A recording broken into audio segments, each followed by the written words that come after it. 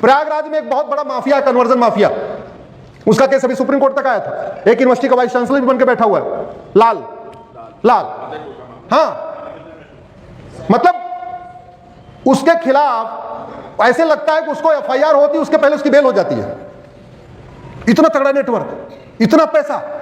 तो अगर भारत को सुरक्षित बनाना है तो अब समय आ चुका है, सबसे पहले न्यायपालिका को भ्रष्टाचार मुक्त बनाना पड़ेगा। बहुत भ्रष्टाचार, न्याय बिक रहा है, बस खरीदने वाला चाहिए।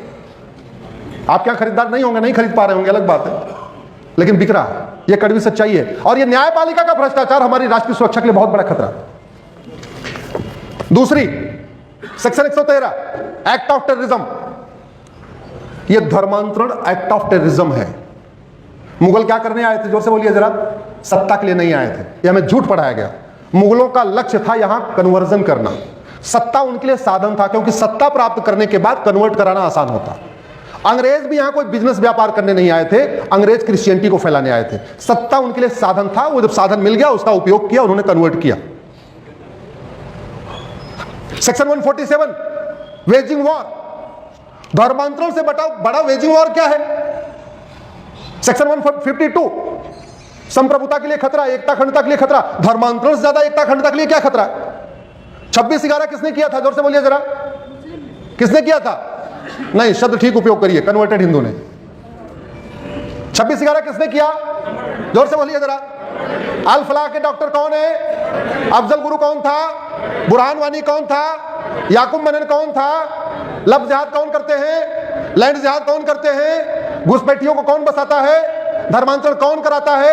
अरे जब भारत में सारी की सारी अराजकता कन्वर्टेड हिंदू ही कर रहे हैं, वो कन्वर्ट होते ही हिंदुओं के दुश्मन बन जा रहे हैं, तो भारत के लिए सबसे बड़ा कन्वर्जन है, खतरा कन्वर्जन है कि नहीं है? स्वामी विवेकानंद जी कहते थे, एक हिंदू कन्वर्ट होता तो एक हिंदू कम नहीं होता, बल्कि हिंदुओं का एक नया दुश्मन पैदा हो जाता है।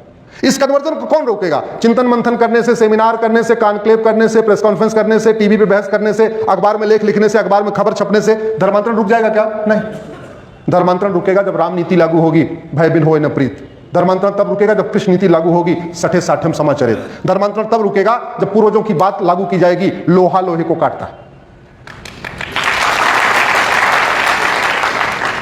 मैं पूरी जिम्मेदारी के साथ कह रहा हूं, धर्मांतरण को एनएसए को बदलिए, धर्मांतरण को राष्ट्र की सुरक्षा के लिए खतरा घोषित करिए। यूएपीए को बदलिए, धर्मांतरण को अनलॉफुल एक्टिविटी डिक्लेयर करिए। सेक्शन 111 बीएनएस बदलिए, धर्मांतरण को ऑर्गेनाइज्ड क्राइम डिक्लेयर करिए।